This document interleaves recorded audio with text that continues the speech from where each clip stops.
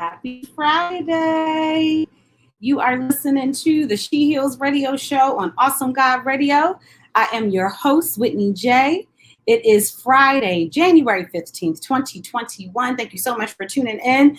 If you are tuning in on the Awesome God Radio app, thank you so much. If you have not downloaded the free Awesome God Radio app, listen, you're missing out. You might want to hop on there and get, I'm telling you, amazing shows, amazing sermons, amazing music. Everything that you need is literally right there. If you are tuning in on Periscope, Twitter, YouTube, thank you so much. If you have not subscribed to those pages, all the names are Whitney Hogan's. Please do so immediately. I'm telling you, you will be blessed. And last but never least, if you are tuning in on Facebook Live, thank you so much. Hit the like button, leave a comment, and share it to your page. Hey, Cousin Gregory, love you. So listen, y'all, today's Dr. King's birthday. So earlier I was talking to my students and I was just talking about the power of influence and impact and what his life was about, and that we don't need to just focus on the fact that he lost his life. We need to look at the richness of his life. So, that was a big theme in my classroom today. Happy Founders Day to all my friends and family of you guys. But let's talk into the She Heals Inspiration segment. Listen, my girlfriend, Anais, I love her. She's going to be on my show in a couple weeks for the second time. She posted something and it really, really, really got me thinking. And it kind of tied into several things that I've experienced this week. And I am just kind of full. God gives you revelation and he can use anything to get a word to you. And so earlier this week, or actually today is when this post happened, she posted something. Now, give a little backstory. My friend is an amazing, incredibly talented makeup artist in New York. She has a makeup group on Facebook, has like 10,000 members. She's done celebrities. She's incredible. Not to mention she's just a beautiful person inside and out, but she's an established makeup artist and business owner. Someone on Twitter, now I don't know all the people in the makeup community, so that's irrelevant to this, but someone posted on Twitter or Instagram, or one of them, they basically said, if you're charging $150 for makeup, like to get your face done, that's ridiculous. And so many people were chiming in. Is $150 too much to pay for, getting your makeup done once? Is it too much, or is that too cheap? Or, and so people were, many people, it seemed like, were siding with this person that made the post. That's like, hey, that's too much money. You're ridiculous if you're charging $150 to get your makeup done. And so the flip side of that is, who are you or who are we to tell someone that they are overcharging something, right? I was playing around online earlier today and I was looking at some different things, just kind of killing time. And I somehow came across these Birkin bags. Now, I'm not a huge, I'm not a stylish person. I don't really know what's, the in fashion all the time, stuff like that. I'm not even like an everyday makeup wearer. So these Birkin bags, I really had never heard of before. And so I, looked at them and man, they're like $5,000, $8,000, right? And they're pretty bags. But for me, can I afford to spend $8,000 on a purse? No. If I could afford it, would I? I'm not sure. I don't know that purses really are my thing. So, but that doesn't take away from the quality of that bag. And just because I can't get it does not mean that it is not worth its value. It's not worth that price. It just means that maybe it's not for me. So for me, $150 for makeup, I can understand why someone might think that's a lot. But for me personally, if I am, doing something and I really want things to be together, I expect to pay for quality work. I'm not a shortchanger when it comes to that. I expect to pay for quality work. So if that means that it's $150 for that service and I'm going to service that I paid for, and I'm going to leave not only with my makeup looking nice, but I'm going to have a positive experience, then I'm okay with that. I also know that, there's other things to get in your face. Are they going to make sure my skin is properly taken care of? Are they going to advise me on certain things? I'm going to pay for that. I'm going to pay for good service, just like I like to pay for good food, right? That's where I will spend my money. And so it's not, but someone might charge $500 for makeup. Okay, well, I can't afford that. That doesn't mean that they're not worth it. It means that that is not for me. How many of us put our value in other people's perception of our value. So we think, oh, well, if they won't pay for it, this person won't pay for it, then I must not be worth that. Not so. The key is you have to know what you're worth. It's not up to them to know. Listen, you have to be in a place where you know what you're worth. And it's not just about products and things that you may be selling, but you need to know who you are in Christ. And you need to understand that everyone is not going to see you the way that God sees you. Everyone is not going to see the gifts that he's placed in you the way that God has shown them to you. You have to understand that God assigns people to us for our purpose. So I'm an author and I'm a speaker and I have a show. I got a couple things going on, right? And so I have to understand that everybody is not going to see my value. Right? They're not going to agree with what I have to say. They're not going to like me. They're not going to like what I am offering. That doesn't mean that there's something wrong with me. And honestly, it doesn't mean that there's something wrong with them. It means that those are not the people that got assigned to me and my assignment. And that's okay. That's okay. That doesn't mean that I'm not worth it.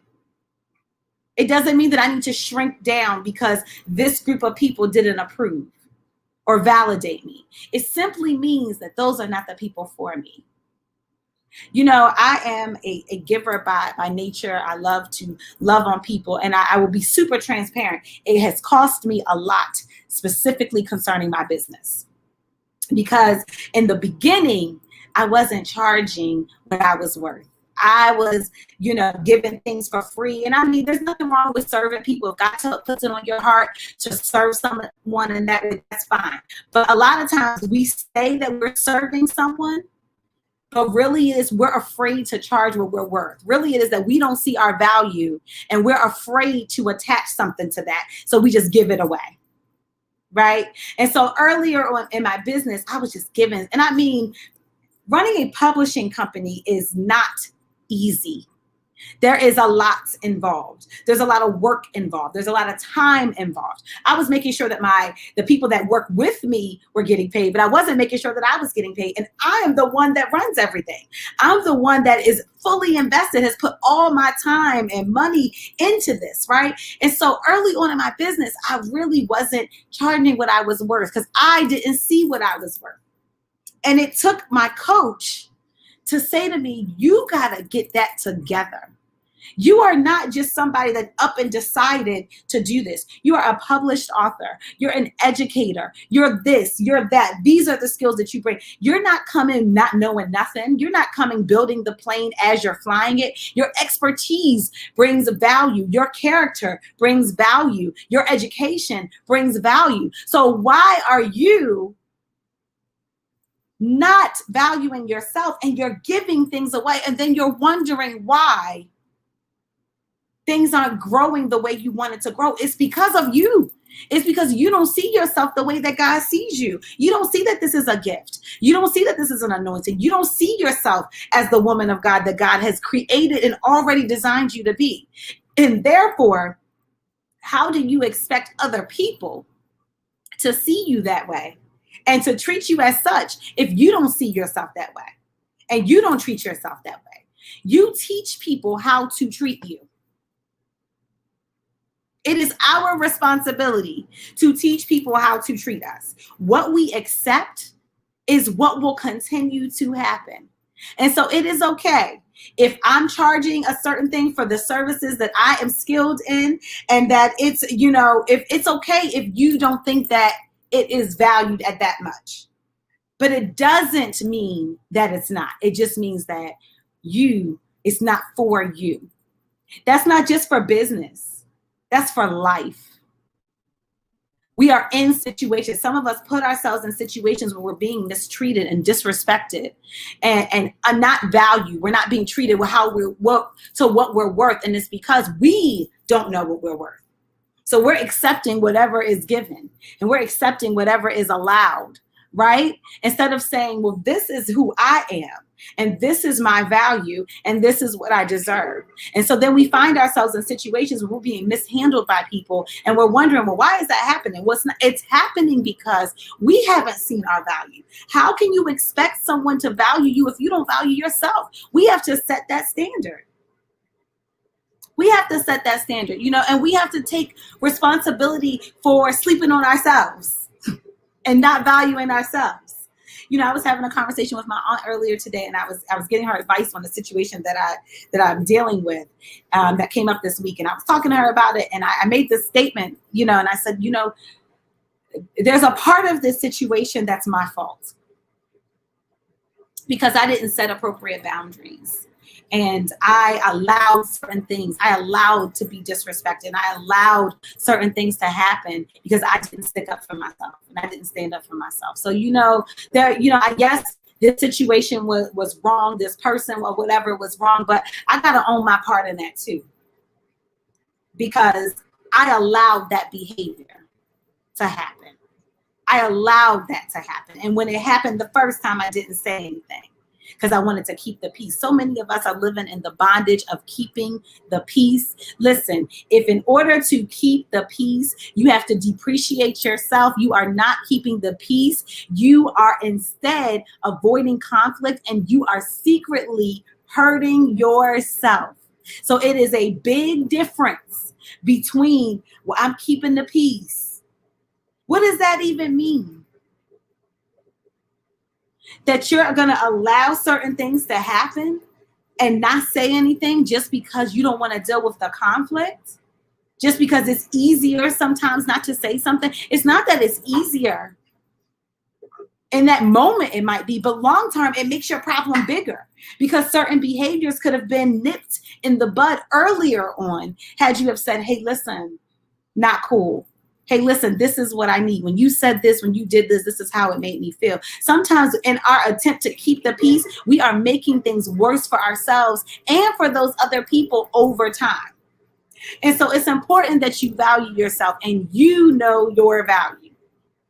So again, going back to that post, if you are an accomplished and educated makeup artist and you've got yourself together and you know your worth and you charge $150 for makeup, then that's what you charge. Period. You don't got to explain it. You don't have to negotiate it. If that is who you are and you've worked your way to that place and you're bringing a service that is worth that, then that's it. We got to stop negotiating our value. We got to stop playing let's make a deal with our value. No, we're not making a deal. This is what God said. This is who God said that I am. This is what God promised me. This is what God told me. This is I'm following his plan of what he said. So no, I can't negotiate with you. I can't negotiate with you my value and my purpose and my expertise. My skills. I'm not going to leverage that. I'm not going to accept, certain things just because. No, this is who God said I am. And if I know God and I love God and I believe God and I believe his word, then I have to follow suit with that. So then I have to ask myself, does this line up with what God said? So, okay, I'm in this business and God, you gave me all of these, you gave me these unique gifts and talents and skills, right? You gave me the education and the accountability behind it. You gave me the vision for a business. You gave me the foundation for the business and everything that I needed for the business. Okay, so if this is what the price is, God, that you've given me, I can't say, oh, but that's too much money. I have got to say, but this is what God said was mine. Let me tell you, you're not going to the store and negotiating a price for a Birkin bag, right? I can't go to my favorite restaurant and negotiate the price.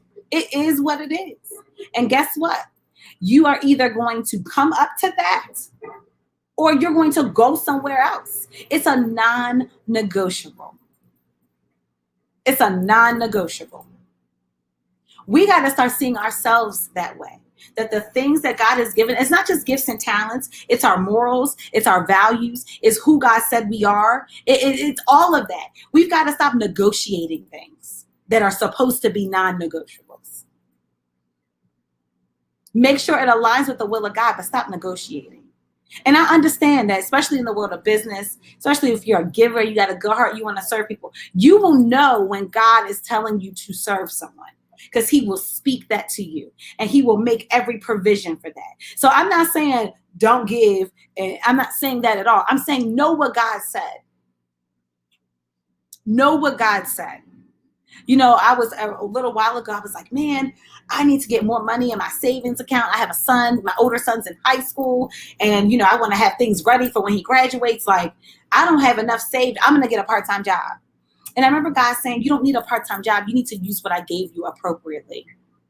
I gave you gifts and talents and skills. I gave you a business and a full-time job. You got to be a good steward of those things, and you got to use them. I've given you all that you need for them to work for you, but you have to believe that you're worthy of it. And you'll do the work, but your belief is the issue. Some of us will go and do the work. We're not afraid of hard work.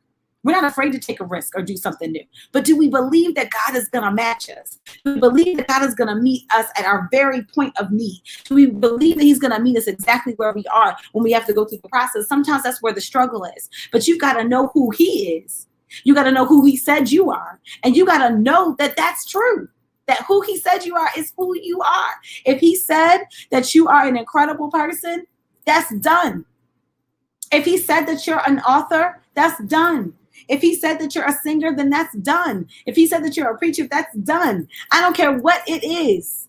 If he said it, now the key is him. If he said it, it is so. God doesn't negotiate with us. He doesn't say, well, I said that you're created in my image and that you're fearfully and wonderfully made. But what do you think? Let's have a dialogue. He said, my word is my word, and that's it. I said it. It's done. So why do we do that? And then on the flip side of that, why do we then try to tell other people what they're worth? How dare you go and tell someone that they're not worth their service or whatever it is that they're requiring? How dare you go and say that? How dare you tell someone, well, you know, you ain't all of that. You don't need all of that. You don't deserve all of that. No, ma'am. No, sir. How dare you do that? If that is what God said for them, then that is for them. And you can either come up to that or you can go someplace else that's better for you. But you cannot tell someone that they aren't worthy of the things that God said that they are worthy of. You can't tell someone that they charge too much, or that they're asking for too much, or that their standards are too high, or that you can't do any of that. If that is what God has told them, you either, if you believe that that is their service that, you know, that they're providing, that it's yours to consume, or that they're a person you're supposed to be connected with, you're either going to rise to that occasion, or you need to go where God actually intended for you to be. But you cannot tell someone that they're not valued enough. And you cannot tell someone that they need to make an adjustment for you. Who are we to do that? We wouldn't do that with anybody else. Think of your most famous celebrity. You're not going to go and tell them, well, your ticket to your concert is too high. You're either going to buy the ticket or not. But you're not going to go to that person and you're going to tell them their value. So why do we do that? And are you going to expect them to make a change for you? So I really want a Maserati. And the Maserati costs, I don't know, $100,000. I completely could be making that up because I have no idea for real. I'm not going to go to the dealership and say, well, this is really worth $20,000. I'll give you $20,000. They're going to laugh in my face and walk me to the door. Because they know the value of their product, and it's a non-negotiable. So I'm saying all this to say to you, know the value of who you are and what God has placed in you, and create and understand that there are some non-negotiables that go with that. Do not allow someone or something to make you feel that you are less valuable than you are, or that you are not worth what you are requiring. If it is in alignment with what God said to you, if it's in an alignment with the word of God, then it is so. And if they can appreciate it as is, it does not mean that there is something wrong with you. And truth be told, it doesn't mean that it's something wrong with them. It simply means that it wasn't meant to be. Stop sleeping on yourself. Stop lowering yourself to meet the approval of other people. Stop lowering yourself because you just want something so bad. So stop cutting your prices in half and 75% and all of that to where you don't even make a profit just because you want a sale. Believe God that he will send the people that you need, the consumers and the customers that you need for the thing that he is giving you to offer. You don't gotta decrease it in any way. You can have standards in your friendships and working relationships and dating relationships. Don't change who you are to meet the approval of somebody else. Don't compromise yourself and who God has called you to be for anybody else in any circumstance, whether it's you trying to get a job, whatever it is. Don't compromise yourself ever. God will send what is right for you. I think about it all the time. It's like a puzzle. I'm not good at putting puzzles together, by the way, unless it's the big ones. There's like 10 pieces, but it's like a puzzle. The puzzle pieces only fit where they belong. That's it. And it's not a negotiation. It's not, well, this puzzle piece thinks it's better than the other puzzle piece. It only has the one place that it's intended for. And you can do everything that you can to try to put that puzzle piece in another place, but it only is going to fit where it is intended. And it doesn't mean that it's something wrong with it because it can't fit in that other place. It doesn't mean that they think that they're better than you because they can't fit in this place. It doesn't mean that. It means that this is the place it was intended for. It was designed to fit in that place. So many of us are we're stressed out right now because we are trying to fit in places that are not designed for us, or we are trying to fit others in places that are not designed for them. Get back in alignment with what God said. He has a beautiful plan for us all. God doesn't have no favorites. He doesn't look at one person and say, oh, you're this. I love you more. He doesn't do that. He has a beautiful life planned for all of us. We don't got to be combative to each other. We don't got to fight each other. What we do need to do is recognize who we are in Christ. And we need to make sure that the interactions we have with people in our daily lives, whether it's school, work, personal relationships, whatever, community, that it's in alignment with his will. But we don't have to shrink back. We don't have to decrease ourselves for the people and the things and the opportunities that God has already set are ours. So if you find yourself doing that, it's time to go back to the drawing board. If you find yourself compromising it, and you'll know because you feel it. You know deep down it doesn't feel right. You know deep down it doesn't feel good, right? You know that you weren't supposed to get that new job because God called you to start a business. You know that.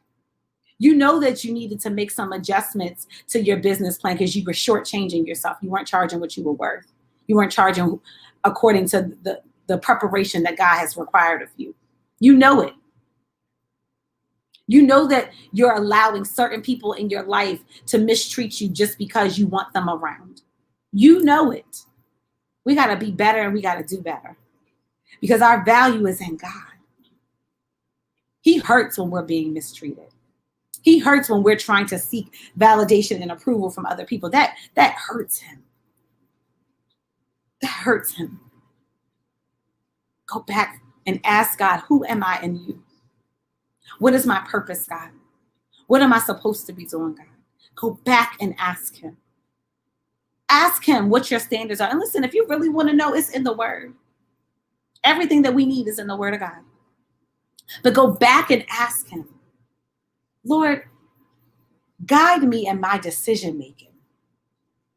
Guide me in okay, God, you gave me this business. Show me how to run it in a way that glorifies you. Show me how to still be myself, but also run a business, a successful business. Help me to be disciplined. Help me to have clear vision. Help me to be humble and approachable. Help me to communicate well. But Lord, help me to not decrease my value for the approval of someone else. Help me to not get into that place where I start putting my value in the hands of other people. Listen, that will trip you up every single time. And while I'm here, you also need to understand that your product is not for everybody. You are not for everybody. You know, I remember when I wrote my book, and my book was getting ready to come out, and I was so excited. And I just knew that everybody that I knew was going to buy this book. All of my friends, all of my family, all of my friends on social media, everyone that knows me is going to buy this book. And I was very surprised that there are people that I never thought would buy my book, and there were people that I knew would buy a book that didn't. And didn't read it and didn't support in any way. And I'll be honest, initially it hurt. I was like, Dag, I love them and I support them. But I realized that what God has given me is not for everybody. So I had to learn not to take it personal when support didn't come from where I thought it was going to come from, or when support wasn't reciprocated. People can only give you what they have to give. So instead of focusing on who didn't, I thanked God for who did. And I shifted my focus to him. God, what will you have me to do? So you have to understand that that some people, it's just not for them. And it's not personal. Don't take it personal. Listen, I love my family. And if my family said, hey, I'm going to do this. Hey, I'm going to start this business. Hey, I would support them wholeheartedly. Hypothetically speaking, if somebody in my family started a cigar line, I don't smoke cigars. So I'm not going to buy a cigar, right? But I can support them in a different way, right? But I need them not to take it personal that I'm not going to buy something that's not for me. You know, if you're selling girls' clothes, little girl clothes, well, I don't have any daughters. So it's something that may not be necessarily for me. It doesn't mean that it doesn't have value. It doesn't mean that I can't support in a different way, but maybe it's just not for me to support. So we have to stop taking everything so personally and just move on. If God gave you an assignment, he also assigned people to you. So you have to understand, okay, well, if you called me to start a foundation, you called me to write a book, you called me to sing, you called me to preach, whatever. I also know that you've assigned people for me to give that to. You're not going to call me to write a book and nobody read it.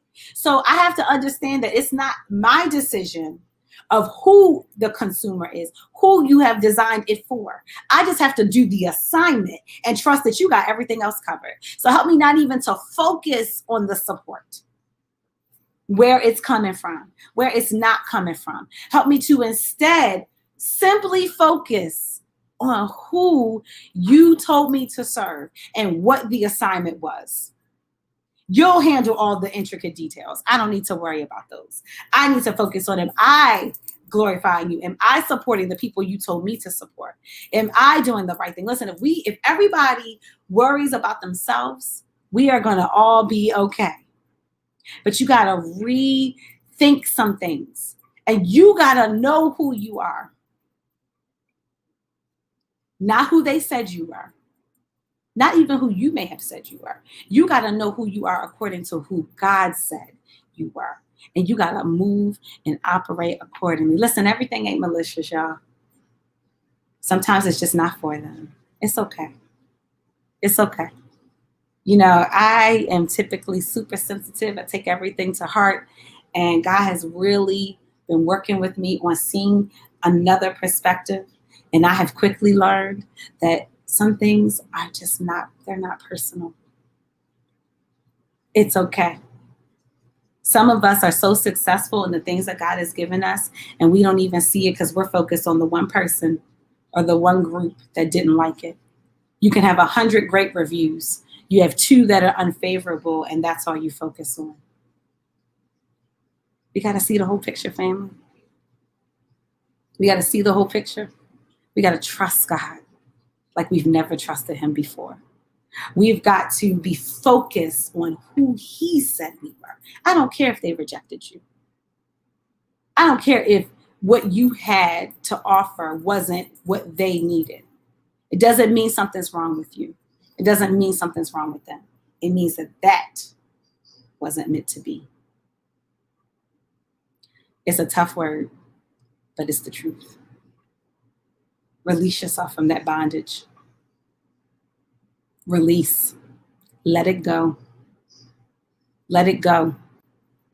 That was the She Heals Inspiration segment. I pray that you were blessed by it.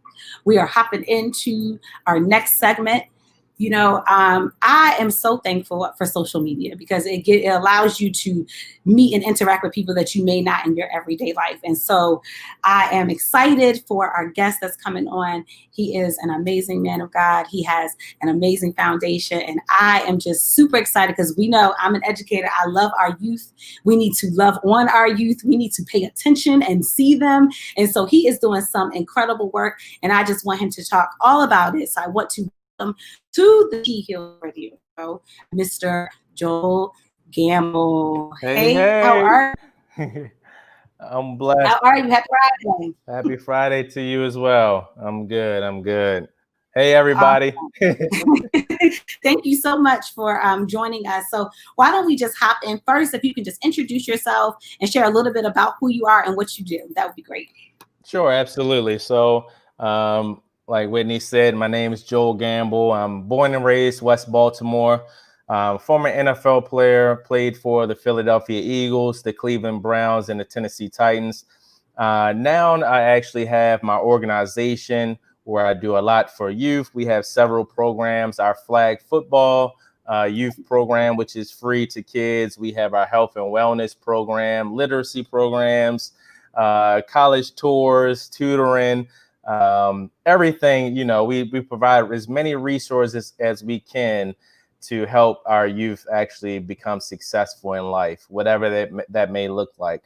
And so that's what my organization does. I'm also a special education teacher. Hey. So shout out to us educators. Yeah, I heard you talking about it.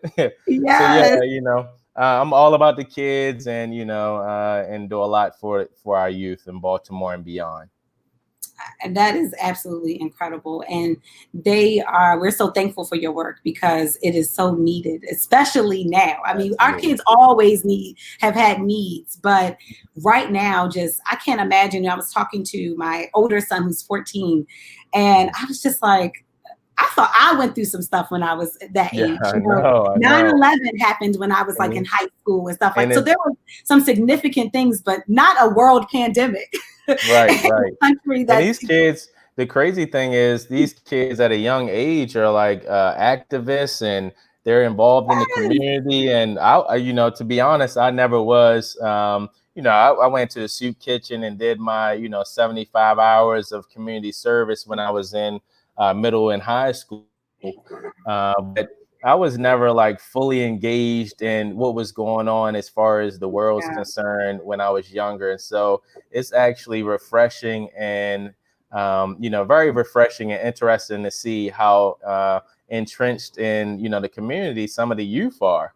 And so that's a blessing to see, at a young age. I love it. And I mean, they're just handling so much. So to backtrack a little bit, how did you start your organization? Yeah, so I was done with football in 2011. I played from 2009 to 2011. So I came back to Baltimore City.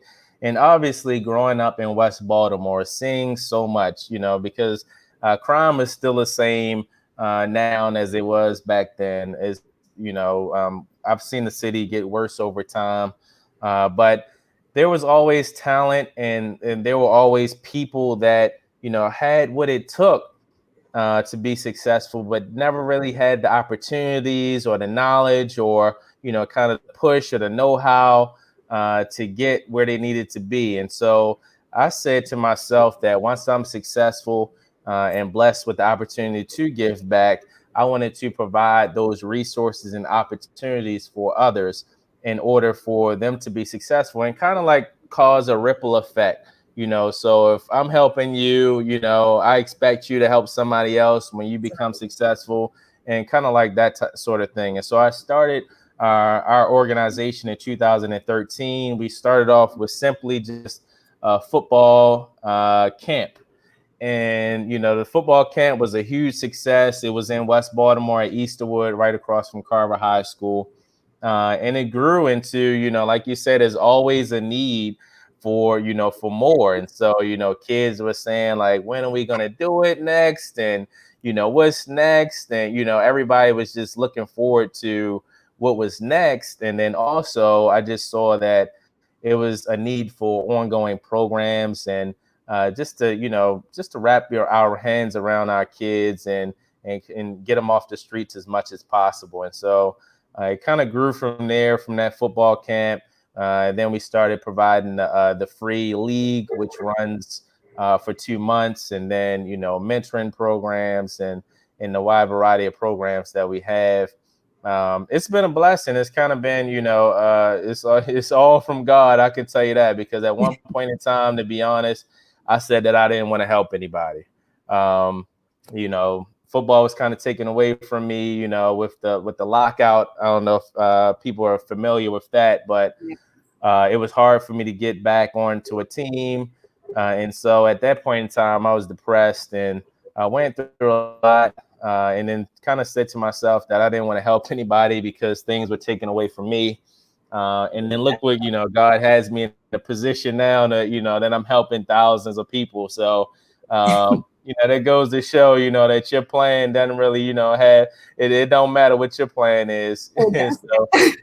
So it kind of blossomed from the football camp, and it moved on to, ongoing programs and providing resources. So that is absolutely amazing. And you said a lot there. We have our plans, and God's like, okay, but whatever I said is what's gonna happen. But it's amazing that even through that, you still had the heart to give back. Because I think that a lot of times, and not just in football, but just in life in general, when we reach a certain level of what we think we have or who we think we are, we don't always remember who, where we came from, and remember who God called us to serve. It's like we reached this level. Now I don't got to worry about it. It takes the level of humility to.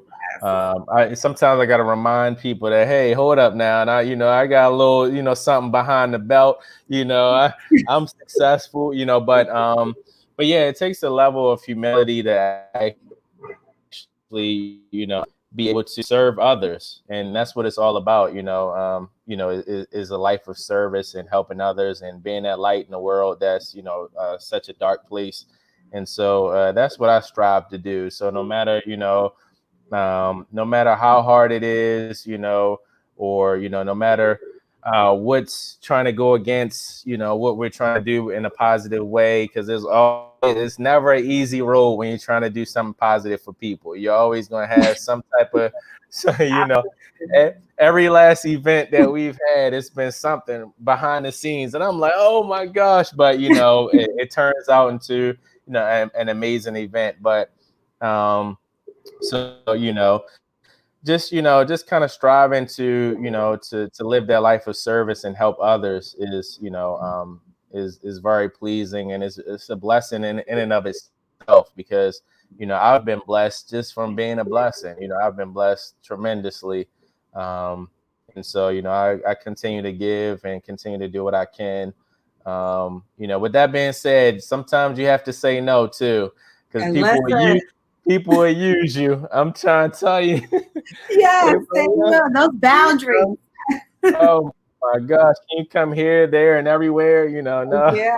You got, so you have to have a balance between your life and keeping yourself healthy and maintaining your family, and your business, and making money, and whatever it is that you have that it could be possibly a hobby or whatever, just to make sure that you're mentally healthy, and financially healthy, and nutritionally healthy, all the physically healthy, all the healthies, just so you'll be able to give back to others. Because if you're not straight yourself, then you can't give to others. And that is a word. You're right. You can't pour from the empty cup, right? Nope, For our that's what they say. kids, yeah, for our kids, we have to model, behavior. So we can tell our youth whatever, but they're going to repeat what we do. Right, So right, we've got to right. show them. And, I think right now, especially our youth, I just feel like they are battling so much. I can't imagine, I think of all the self-care I have to do just to continue. We've been home for almost a year, being in the house, Right, and right. everyone's lives being, kind of disoriented. I can't imagine how a kid who may not have some of the skills, yet, just because they haven't lived long enough, how they're managing. So what are some of the ways that you guys are supporting the kids socially and emotionally right now as they're just dealing with everything that's going on in their personal lives as well as what's going on in the country? Yeah. So we actually we were able to kind of shift our mindset when the pandemic first hit. And so instead of doing our flag football league, we were able to actually provide NFL skills and drills program. And Oh, so we were cool. still able to provide some programming for kids, even though it's virtual. Obviously it's not the same, and it hasn't been the same. Being as though we're not in person, you can't have that interaction socially. Right. It's hard. But we were blessed with 15 NFL players and coaches to actually come on to our Zoom, and our program lasted for 8 weeks. Um, and they came on each and every Saturday. We did a home workout with the kids. We talked about different drills and stuff, especially for those aspiring NFL players and athletes. And so we were able to provide some programming and some excitement. And then we also were able to provide tablets and technology for youth that needed, because as an educator, obviously, when the pandemic first happened, it really showcased the unfortunate truth about the bridge, the technology gap that we Yes. find in our lower economic communities. And so not a lot of people have the laptops and even the internet services. And so we were able to donate over 111 technology devices for youth to actually use for our program and for educational purposes, along with partnering with Comcast to provide 20 families with free internet services for the year. So we're really excited about those things, and kind of pivoting, and then also highlighting other programs work that who may be in person still, and so kind of highlighting different mentoring programs, because it's all about collaboration and working together. Yes. And so that's what we kind of want to push at this time. That is absolutely amazing. And, one of the things that me also being an educator is there's so many things that are outside of our control, right? So, Right. When I'm in my classroom in the building, I can control that environment. I can love on my kids. I can hug them. I can, and I teach students who have emotional disabilities and trauma. And so I can love on them in a different way. And virtual is hard because I want to get to them. Sometimes you might have to pull them outside the classroom and talk to them, Right. and so I love to be there as a male teacher. A lot of kids gravitate to me in the school, and I'm able to kind of connect with them on a different level. And, even sometimes, taking a student out and speaking to them about life and, hey, I really want to see you succeed. I need you to step it up in class, and then having them go back in the classroom and seeing that change and seeing them really, put the work in your classroom is totally different online, because you don't know what, you don't know what's going on in these students' households and in their environments. And so it's just a different situation, because a lot of the kids that I've dealt with over the years, they never missed a day of school, and then now with virtual learning, you have kids that never missed a day, that you could barely get in touch with, online. So it's been a tough transition. It really has. It really has. And if it's tough for us, we can only imagine how it is for our kids. And I think that the one thing that, we need to remember is, like you said, we don't know what's happening with our kids at home. And even if, we do, we don't know how they're processing it.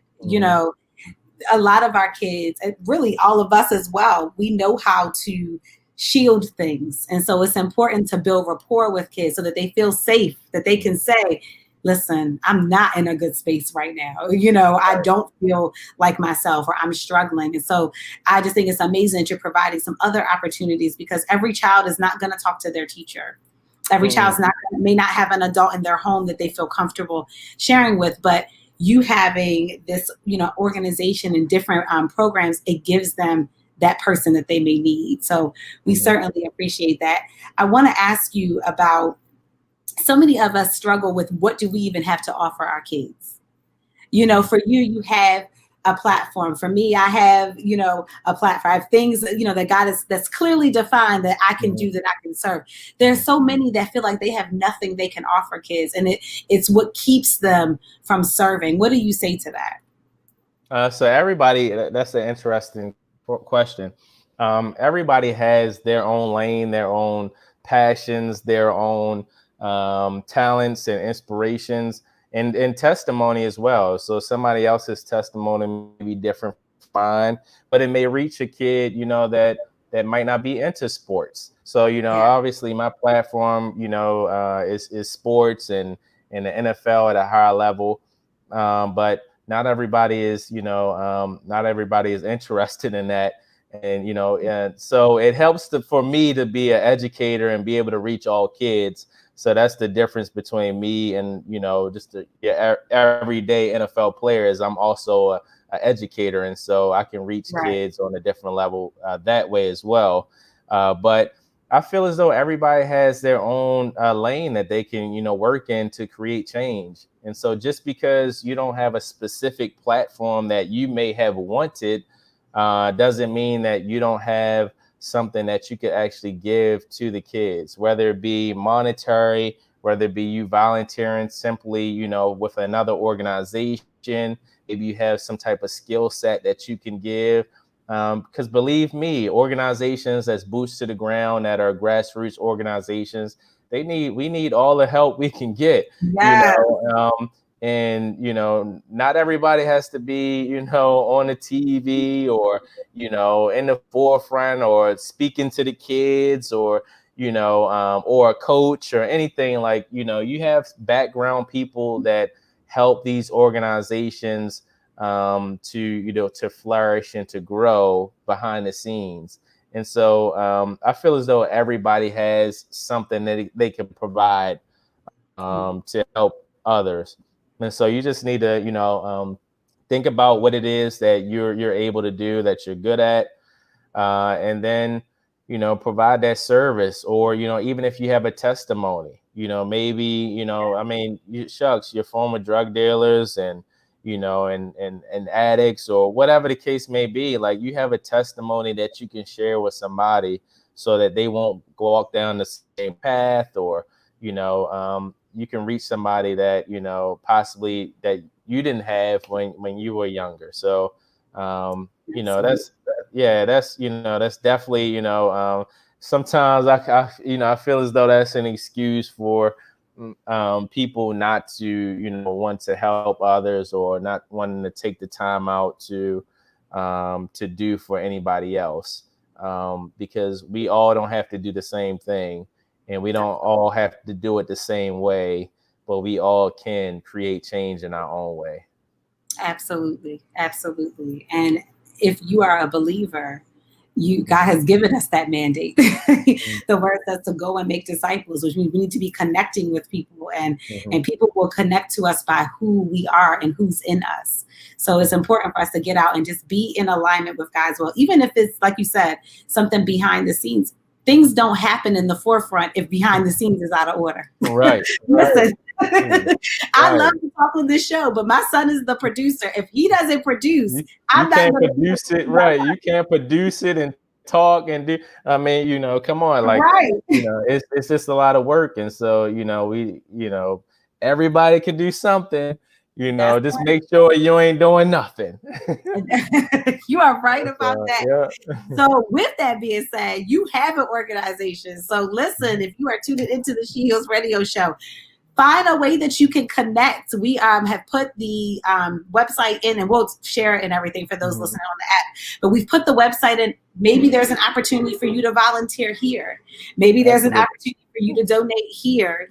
Or there's something that's unique. Maybe you have a unique skill that they don't even know they need yet, but you have it. And so listen, like you said earlier, it's important for us to collaborate because our kids need to see all of us.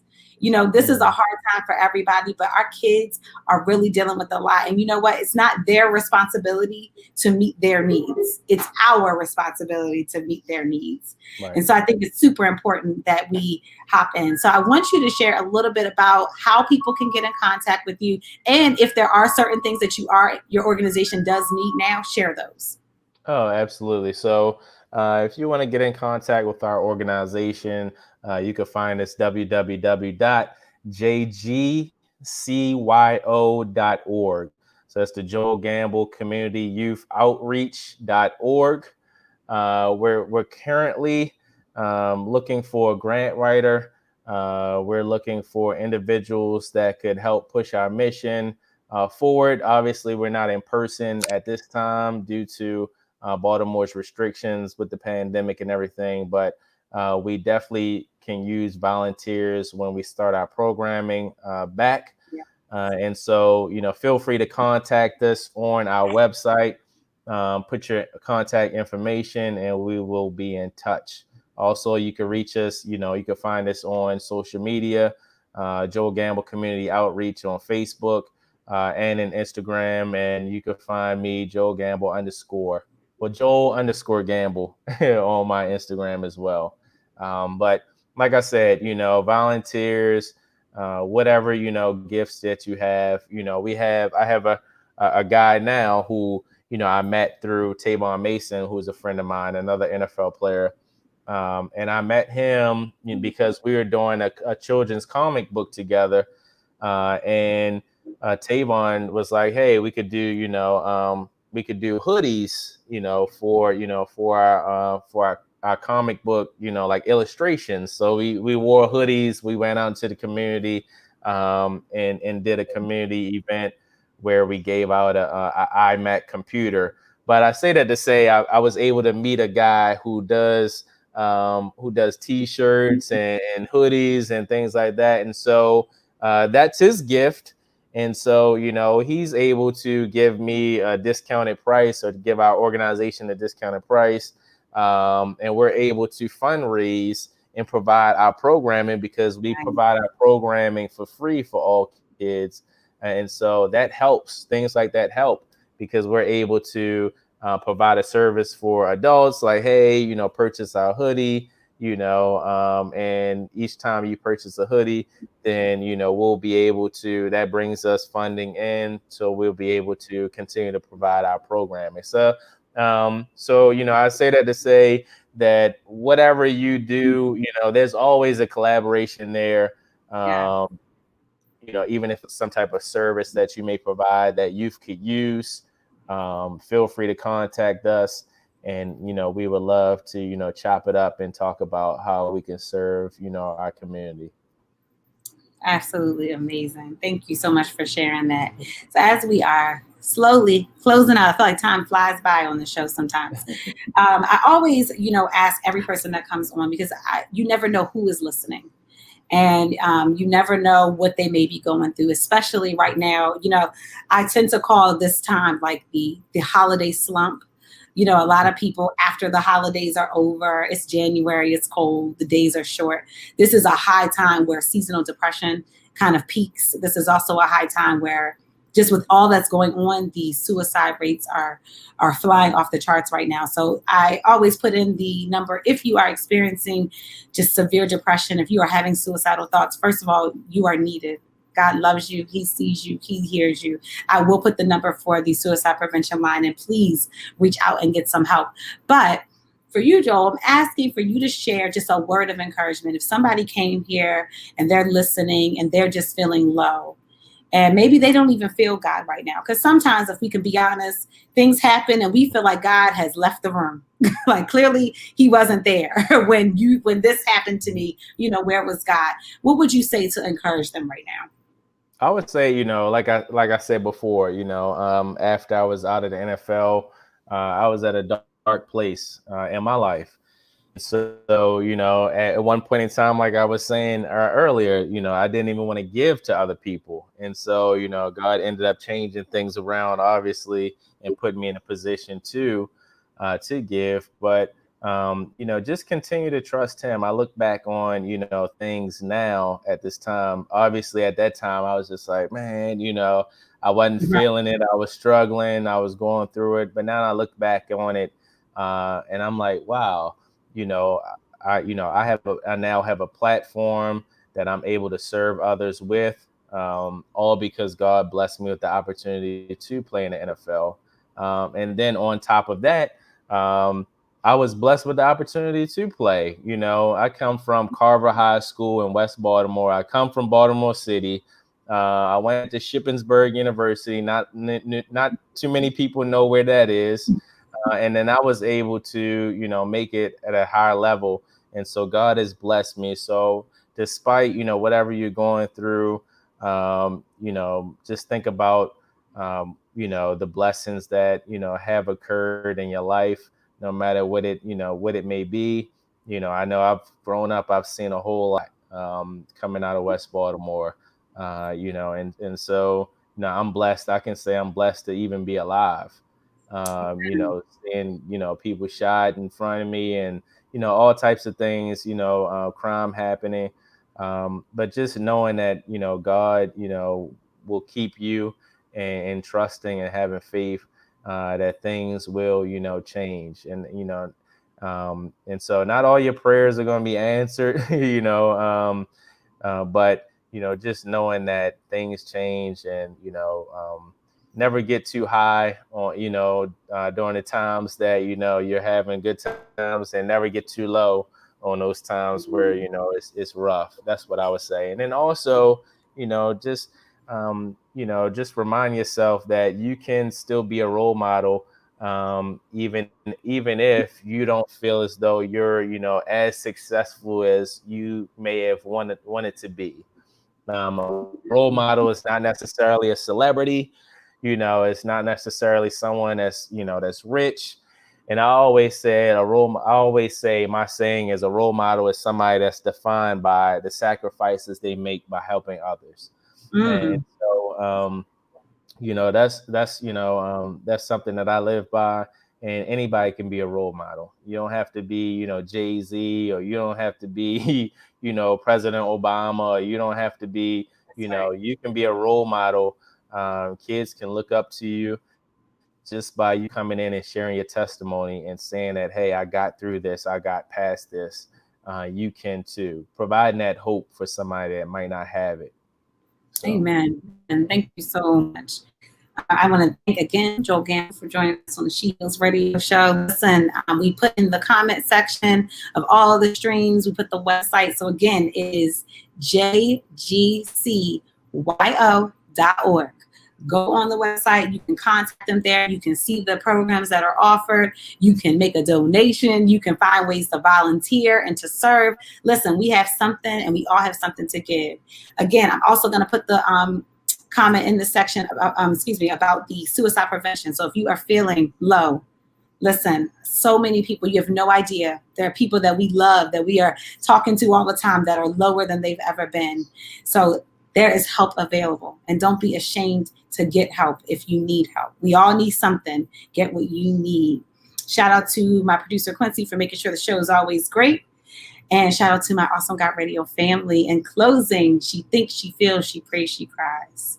She gets stronger, she fasts, she trusts, and ultimately she heals. This is the She Heals Radio Show with your host, Whitney J. Have a blessed weekend. Enjoy your holiday weekend. In honor of Dr. King, do something kind for someone. Be good to someone. And we will see you back here next Friday. Take care. God bless.